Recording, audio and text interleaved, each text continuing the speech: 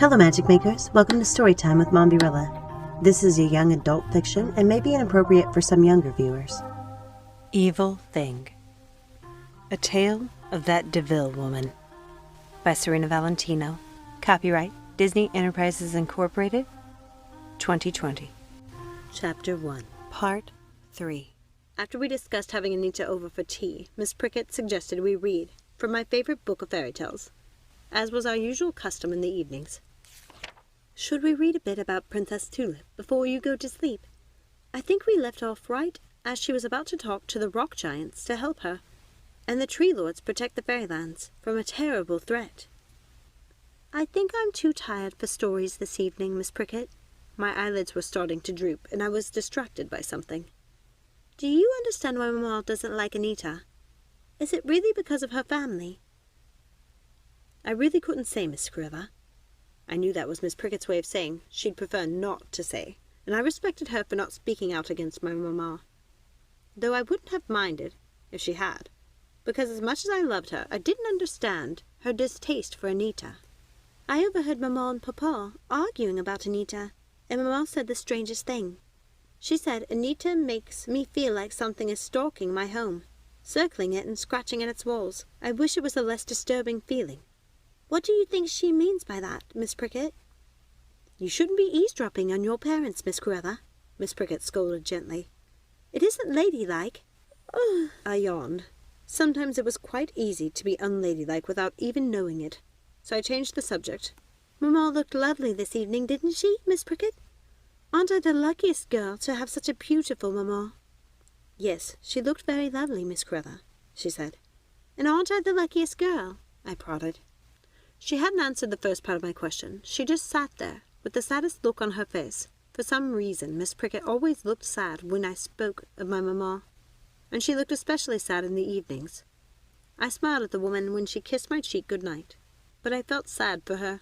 What a lonely life she must have had, spending her days with a child who wasn't hers, eating most of her meals alone. No family or friends of her own to love or care for her. I suppose I was the only one, in my own way, who did. Good night, Miss Prickett, I said with a smile, hoping it would cheer her expression, which remained fixed no matter how hard I tried. But then something surprising happened. Her face transformed after all. Oh, Cruella! I'm so sorry, I forgot. Your mother left some gifts for you on the vanity. Look! She dashed over to the vanity, bringing the boxes to the bed so I could open them.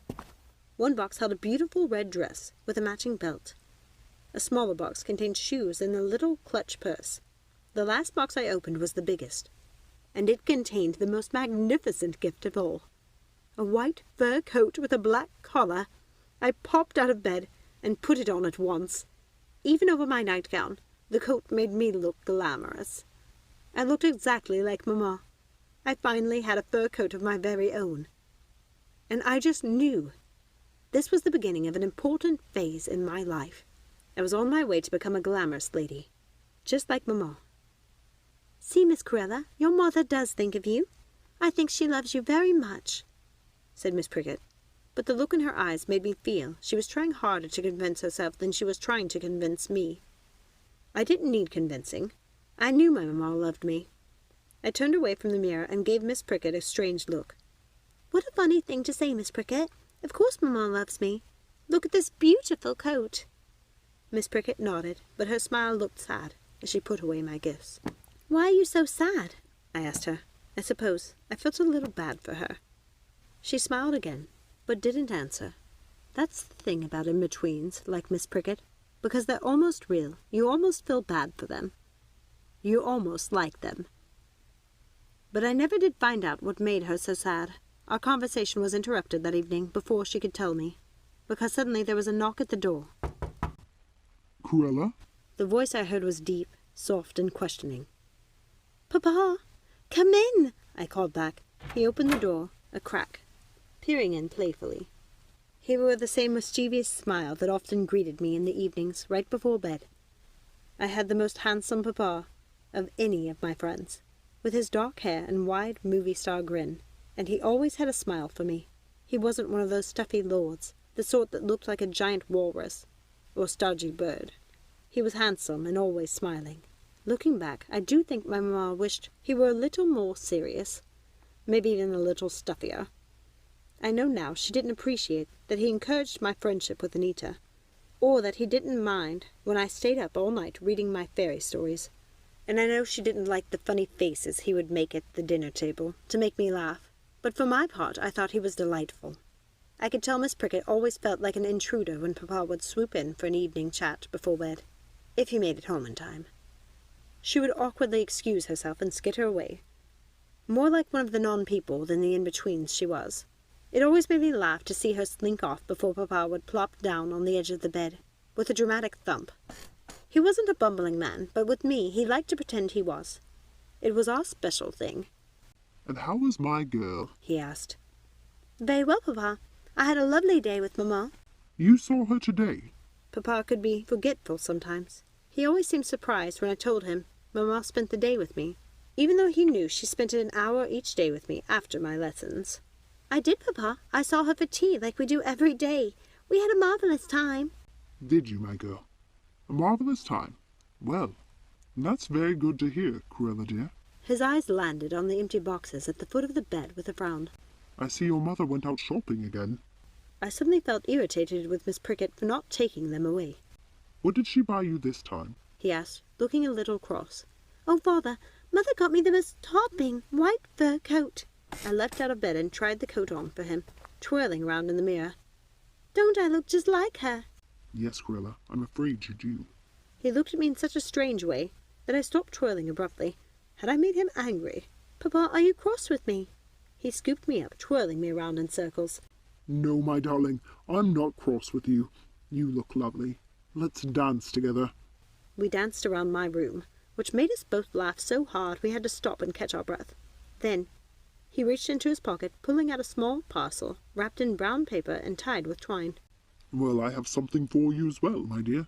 It's not a fur coat, but they do come with an interesting story I think you'll appreciate." Father rarely brought me gifts. He brought me silly smiles, conversations, and affection almost every evening, but he rarely brought me gifts.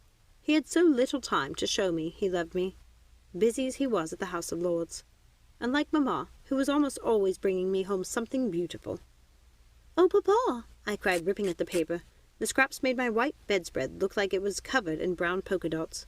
"I'm sorry I didn't have time to wrap it prettily," he said. "He was an interesting sort of man, the proprietor of the antique shop. Not the sort who offers pretty boxes and bows." I didn't care. I could hardly wait to see what it was, but my smile faded when I opened the box, a pair of round jade earrings. They were dull green and unremarkable. "Thank you, Papa," I said, smiling again with some effort. Compared to the fur coat Mamma had given me, it was hardly a gift at all. I think that was the moment I realized my father didn't love me, after all, or at least not as much as I thought he did. If he loved me, he would have gotten me something truly beautiful, like Mamma always did. "Cruella, my dear, I haven't told you the best part. These earrings were found in a real pirate's chest." My eyes widened. This was an interesting development. "Really?" "Yes, my dear. He was a great pirate. He stole a chest of treasures from a far-off and magical land. Remember that book I got you? The one with the strange fairy tales? Apparently the book and earrings come from the same magical place." "That is interesting." And it was. I loved tales of fantasy and adventure. The idea of a pirate's treasure filled my heart with wonder. But I couldn't bring myself to be excited about his gift. I could see his face falling as he realized I didn't love the earrings. But he continued. "This is the most interesting part, my dear. It's rumored the treasure was cursed by foul sorceresses, nasty fairies, or the like. Can you imagine?" I tried to get excited about the gift's supposedly magical history. I really did. But I was too disappointed about the boring earrings. It's not like I was on the pirate ship having the adventure. I would have preferred that, to be honest. "So you got me cursed earrings?" My father laughed. "Well, of course, they're not actually cursed, Cruella. There's no such thing as curses, not really. But you love the book of fairy tales I got you, so I thought you would enjoy the story, nevertheless. Aren't you and Miss Prickett always reading about that adventurous princess? What's her name?" "Princess Tulip," I said. "Yes, that's her name. I knew you loved her stories, so when I heard the story of the earrings, well, I just had to get them for you." He sighed.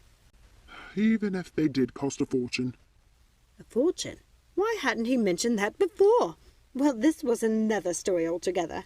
I looked at them again, considering, and decided I liked them after all. No, I decided I loved them, and I chided myself for thinking my papa didn't love me. I love them, Papa, thank you, I said, wrapping my arms around his neck. His smile faded, a little. I didn't know why. You can be very much like your mother, Cruella, he said, and I thought that was the sweetest thing he could have ever said to me. Thank you so much for listening. I hope you enjoyed this reading. If you haven't had a chance to, please take a second, like, subscribe, ring that notification bell, comment down below, share with a friend, and check out some of the other Villain series chapters and books as well. Join us next time, and remember, let it go and keep moving forward. Have a magical day. Bye.